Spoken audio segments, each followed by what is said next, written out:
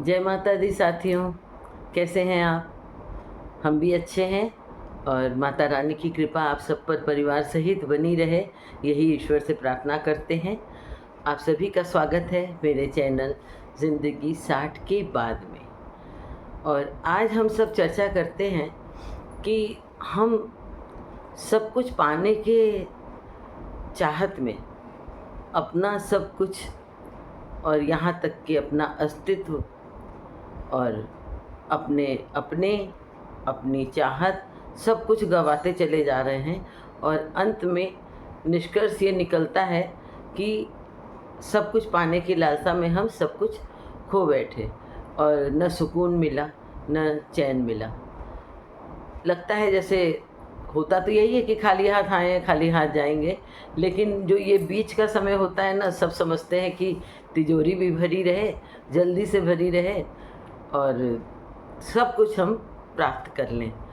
तो आइए बात करते हैं कि हमने क्या पाया और क्या खोया। थोड़ा सा पुराने समय में जाइए।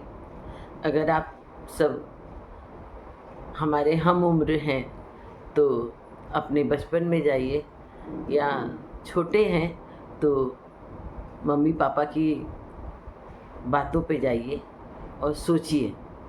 आपने भी देखा होगा, अभी भी है, कि पहले 40-40, 50-50 लोगों का परिवार होता था। मेरी नानी के यहाँ और मेरी दादी के यहाँ हम लोग सब लोग जॉइंट फैमिली में ही थे। और नानी के घर में तो बहुत बड़ा घर था और करीब करीब 50 लोग थे और रसोई भी एक थी। तो वो आनंद जो था ना, वो हम लोगों को बहुत अच्छा लगता था। दादी के यहाँ हम लोगों के बचपन में, जब हम 10 साल के आसपास के होंगे, तो किचन सेपरेट हो गया था क्योंकि जगह की दिक्कत होती है। तो किचन सेपरेट हो गया था, लेकिन प्यार मोहब्बत बनी हुई थी, अच्छी थी। और तब तो सेपरेट किचन में भी 5-6 बच्चे, मम्मी पापा सब लोग होते थे, तो बड़ा परिवार रहता था। अच्छे से लोग मिल बांट के खाते थे। किसी के यहाँ कुछ बना, उसने दूसरे को दे दिया कि उसको ये बहुत अच्छा लगता है। तो वो उतना महसूस नहीं होता था कि हम अलग हैं। वक्त बेवक्त परेशानियों में सब लोग एक दूसरे के साथ खड़े रहते थे। किसी के ऊपर परेशानी आई, किसी की जॉब नहीं है या व्यापार नहीं चल रहा है, तो ऐसा नहीं होता था कि उसके यहाँ का चूल्हा शांत हो गया या लोग आधा पेट खा रहे हैं। ये वातावरण था। और फिर धीरे धीरे करके भाई एकल परिवार तो वो भी हुआ, लेकिन वो भी भरा पूरा परिवार था कि 5-6 बच्चे थे। फिर धीरे धीरे करके 3 बच्चे, 2 बच्चे सुनाई देने लग गए, क्योंकि लोगों को लगा कि नहीं, बहुत महंगाई हो गई है।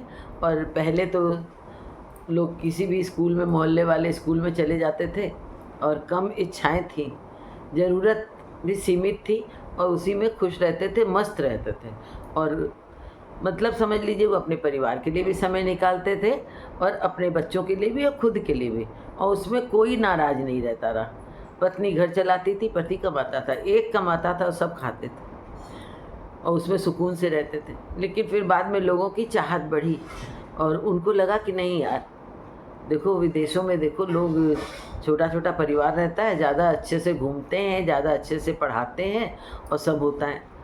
तो फिर धीरे धीरे वो लोग कम बच्चों में आ गए, 3 से 2, 2 से फिर 1, और अब तो ये हाल हो गया है, लोगों को बच्चे जिम्मेदारी लगने लग गए हैं।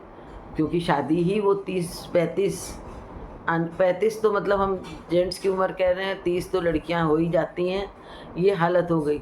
और जब उसके बाद उम्र और आगे बढ़ती तो लोगों का नेचर इतना मजबूत हो जाता है कि उनको ये लगता है कि अब बच्चा तो प्लान करना ही नहीं है।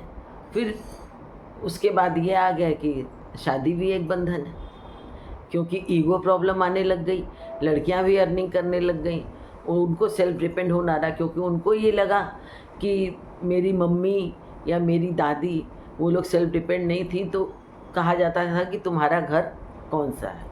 हर घर में नहीं होता था, लेकिन कुछ लोगों की ये मेंटेलिटी है कि लड़की जब हुई तो वो भी पराया धन है, और जब ससुराल में आई तो वो पराए घर से आई है। और इन नेगेटिव चीज़ों को लोगों ने मैसेज में डालना शुरू कर दिया कि जो ज़्यादा पढ़ता है उस चीज़ को तो उसके दिमाग में वही आती है कि नहीं अपना घर होना ज़रूरी है। अरे यार कमा के भी कितना अपना घर कर लेते हो, ट्रांसफ़र करते करते किराए पे ही तो रहते हो। अपना घर तो पहले हुआ करता था, जहाँ लोग एक जगह फिक्स होकर के रह जाते थे, व्यापार करते थे। तो अब तो आप चाहे जितना कमा लो, बहुत कम ऐसा होता है कि आपका अपना घर है। वो बात अलग है कि आप ट्रांसफ़र जब करते हो तो बड़े-बड़े बंगले में भी आप रेंट पर रह लेते हो। तो ये नहीं हुआ कि आपने अपना घर कर लिया। कितनी लड़कियां हैं जो कमा के अपना घर कर लेती हैं, क्योंकि मैसेज में बड़ी-बड़ी बात करना और उसको प्राप्त करना अलग है। बल्कि लड़कियां अपने घर से भी दूर, अपने मम्मी-पापा से भी दूर वो जा कर के दूसरे शहरों में इधर-उधर ठोकर खा रही हैं। बहुत बड़ी जॉब किसी-किसी को मिलती है। ठोकर खाना तो हम उनको कह रहे जिनकी एक छोटी जॉब है, लेकिन वो बहुत कुछ की लालसा में अपने घर से बाहर आ गई हैं। और माता-पिता भी ये सोचते भई बच्चे की तरक्की में हम क्यों बाधक बने, क्योंकि मिडिल क्लास सबको डॉक्टर इंजीनियर नहीं बना पाता है। हाँ, जिनकी अर्निंग लाखों की है तो वो बहुत कुछ प्राप्त कर रही हैं, लेकिन उसमें भी उनका सुकून चैन जो है ख़त्म हो जाता है, क्योंकि 12-13 घंटे की ड्यूटी उनको देना पड़ती है। और सफलता उन्हीं को मिलती है जो कम से कम 12 घंटा या 16 घंटा मेहनत करते हैं, तब जाके सफलता मिलती है। उस सफलता में क्या मिलता है? रुपए पैसे मिलते हैं, उससे जो आप सुख सुविधा उठाते हो उसको खाली रात के सोते समय आप 4 घंटे 5 घंटे इस्तेमाल करते हो, बाकी टाइम आप ऑफिस में या टूर पे रहते हो। और ज़रूरी नहीं कि ऑफिस में आपकी जॉब जो है बैठ के ही काम करने की हो। आपको हो सकता है अपना टारगेट पूरा करने के लिए मार्केट में ही घूमना हो, तो आप धूल धक्कड़ ही खा रहे हो। और जब घर आते हो, अगर परिवार साथ में है तो आपके पास परिवार के पास बात करने का समय नहीं रहता है। बच्चे सो चुके रहते हैं, पत्नी भी ऑफिस से आकर के थकी हुई रहती है, आपको भी सुबह सुबह ड्यूटी पे जाना है, तो आप लोग जल्दी जल्दी थोड़ा प्रोफेशनल वे में बात किया और सो गए। और खाने पीने का भी ये हाल है कि या तो पैकिंग का आ गया या मेड रख लिया। बच्चे भी मेड के भरोसे पलते हैं।